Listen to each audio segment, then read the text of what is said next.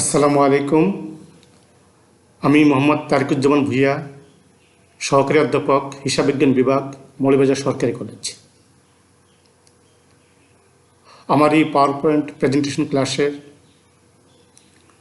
সকল শিক্ষার্থীবৃন্দ, বিবি অনার্স প্রথম বর্ষ হিসাব বিজ্ঞান বিভাগের সকল শিক্ষার্থীবৃন্দকে আমি স্বাগত জানাচ্ছি। আমার আজকের আলোচ্য বিষয় হলো কনসেপচুয়াল ফ্রেমওয়ার্ক অব অ্যাকাউন্টিং, মানে হিসাব বিজ্ঞানের ধারণাগত কাঠামো। আমি আমার আলোচনাকে দুটি পর্বে সাজিয়েছি।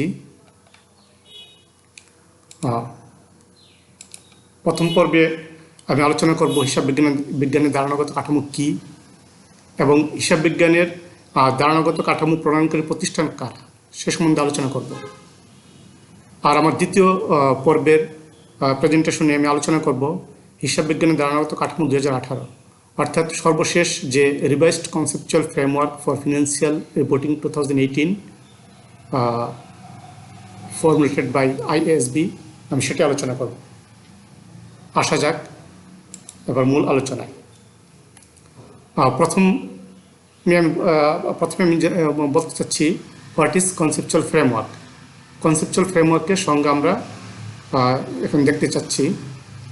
এখানে বলা আছে যে conceptual framework that defines the concept of accounting on the basis of accounting standard is formulated.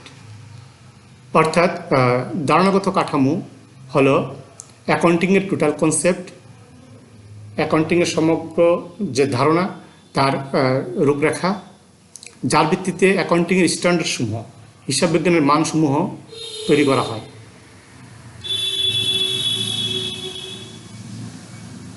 অপরটির সঙ্গে বলা আছে a set of basic concept, terms, terminology and statement that guide to prepare standard overall guide the total accounting discipline.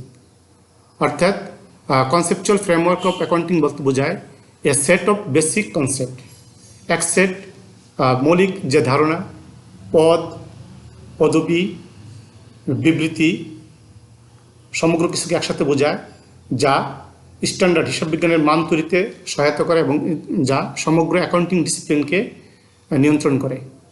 অর্থাৎ a set of basic concept বলতে যেমন হিসাব বিজ্ঞানের বিভিন্ন রকম ধারণা আছে, going concern concept, business entity concept, money measurement unit concept, এই সকল ধারণা। তার কিছু টার্ম আছে অ্যাকাউন্টিংয়ের নিজস্ব কিছু টার্ম, যেমন asset, liabilities, expense, income, equity. বিভিন্ন রকম টার্মিনোলজি আছে, স্টেটমেন্ট আছে, যেমন বিভিন্ন রকম আর্থিক বিবরণী আছে। সেইগুলি সম্বন্ধে বিস্তারিত আলোচনা করা হয় এই কনসেপচুয়াল ফ্রেমওয়ার্ক অফ অ্যাকাউন্টিংয়ে, এবং যার ভিত্তিতে হিসাব বিজ্ঞানের যে মান সমূহ প্রস্তুত করা হয়। হিসাব বিজ্ঞানের মান বলতে আমরা জানি, অর্থাৎ কিছু গাইডলাইন, কিছু নির্দেশিকা, যার ভিত্তিতে বিভিন্ন প্রতিষ্ঠানের আর্থিক বিবরণী প্রস্তুত করা হয়। এই কনসেপচুয়াল ফ্রেমওয়ার্ক অফ অ্যাকাউন্টিংকে আমরা আরও যদি ভালোভাবে জানতে চাই, আমরা একটা উদাহরণের মাধ্যমে সেটা বুঝতে পারি। কনসেপচুয়াল ফ্রেমওয়ার্ক অফ অ্যাকাউন্টিংকে বলা হয় হিসাব বিজ্ঞানের সংবিধান। সংবিধান যেমন একটি দেশের সর্বোচ্চ আইন, যাতে একটি রাষ্ট্র পরিচালনার মূলনীতি উল্লেখ থাকে, রাষ্ট্রের বিভিন্ন অর্গান, বিভিন্ন প্রতিষ্ঠানের পরিচালনার নীতিমালা সেখানে উল্লেখ থাকে। একটি দেশ পরিচালনার জন্য সংবিধান ছাড়াও আরও অনেক আইন, অনেক বিধিবিধান, অনেক পরিপত্র ইস্যু করা হয়, এবং সমস্ত আইন, বিধিবিধান, পরিপত্রই কিন্তু সংবিধানের আলোকে করা হয়। সংবিধানের সীমারেখার বাইরে কোনো আইন কোনো দেশে প্রযোজ্য নয়। অনুরূপভাবে কনসেপচুয়াল ফ্রেমওয়ার্ক অব অ্যাকাউন্টিং হল হিসাব বিজ্ঞানের সংবিধান,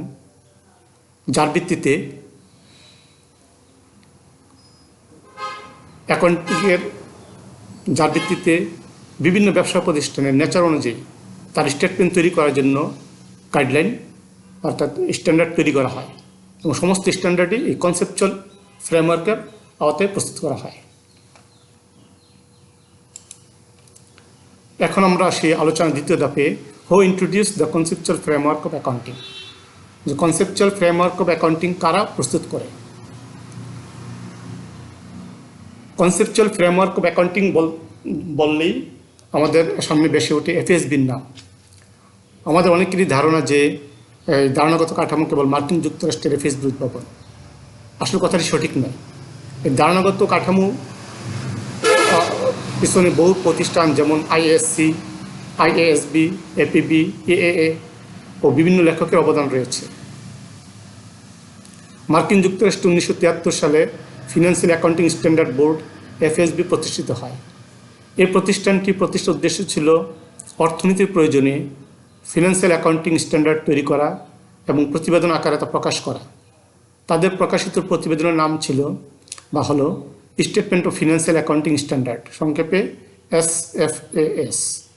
2010 সাল পর্যন্ত এফএসবি 8টি SFAS জারি করে।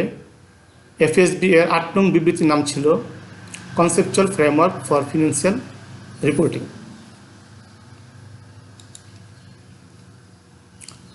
অপরদিকে IASC, international accounting standard committee, যা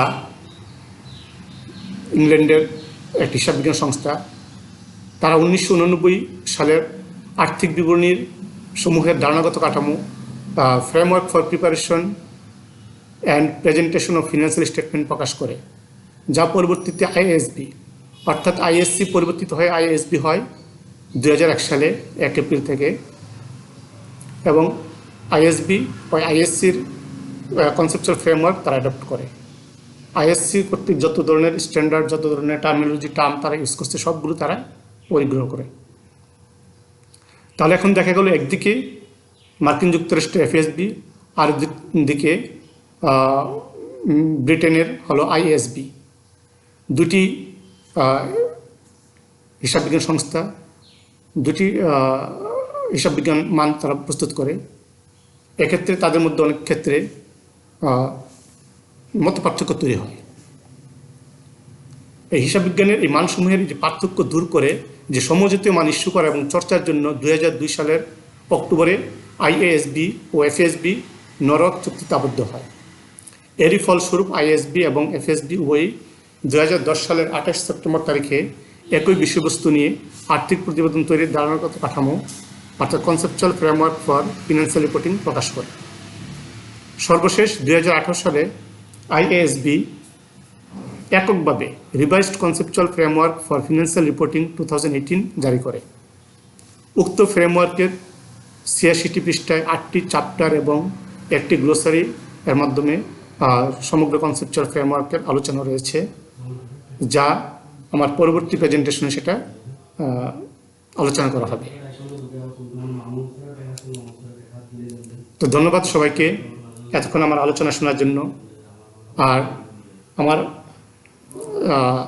একান্ত প্রত্যাশা থাকবে আপনারা আমার পরবর্তী প্রেজেন্টেশন, এই যে কনসেপচুয়াল ফ্রেমওয়ার্কের সংক্রান্ত পরবর্তী যে পর্ব রয়েছে সেটি আপনারা দেখবেন। তো সবাই ভালো থাকেন, সবাইকে অনেক ধন্যবাদ।